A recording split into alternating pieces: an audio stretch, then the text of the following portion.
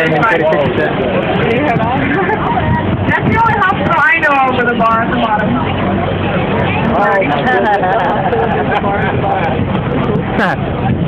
Get drunk on that. No, I'm home. Coming up straight ahead, guys, we have the Hyatt Regency Hotel.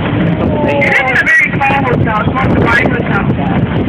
Actually, San Antonio has ordered it that won't allow any building to cast a shadow over the Alamo, since it's a war memorial. So, get to the Alamo, the Ripley Museum, the Guinness Museum, or the horse-drawn carriage ride from where we're docked at.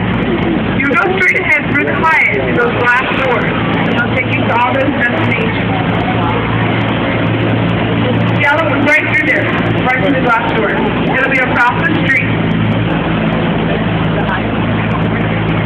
And we do have a pretty cool building coming up on the right as soon as we exit the bridge. The building has a very colorful rooftop, and it's called the Casino Club Building. It was never a casino, but it opened up in 1927 as a German social club. Now it's a apartment and a restaurant. It starts off with the next section to the river, we call River Square, right here on the right. Now this next section, River Square, is where we have a majority of our dining. Wall-to-wall dining, over 20 restaurants. They all give you a choice of eating inside or outside, and if you ever want a dinner boat, a cocktail boat, or a lunch boat, you ask any restaurant for the best estimate, so coordinate the event through us. So you can look on your ticket stub you got back, go to the website, whichever is easier. We'll be able to see a dinner boat in just a second on the right.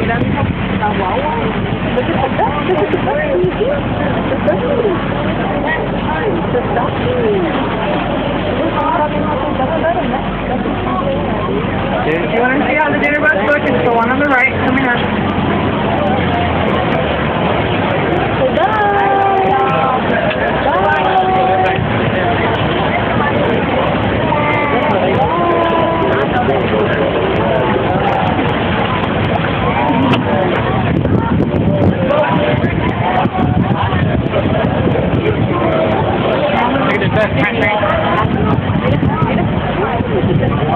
If you look up and to your right, there's the Clipper Building. That building opened up in 1941 as the first establishment.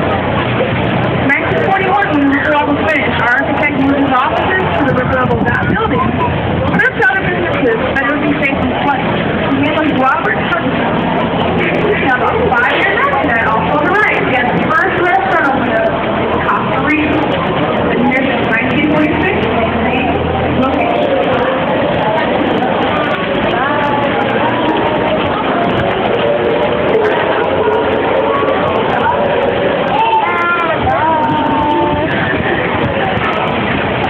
We're about to turn left to get into a man-made section.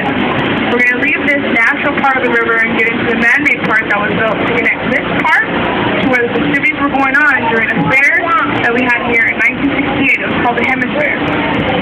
Now, if you look straight ahead while we go to the left, you'll see the Hilton. And the Hilton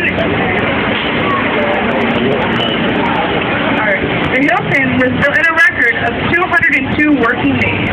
Wow. Now, they had to build it fast because they needed it finished in time for the Hemisphere. They built all 500 rooms for this fair, yet 14 months before, the board members, the original contractor hadn't even broken ground, so the board members had to hire another man by the name of H.B. Zachary, his company. It's pretty cool because Zachary told the board members right before he started, if he couldn't finish that opening in time, his work would be free.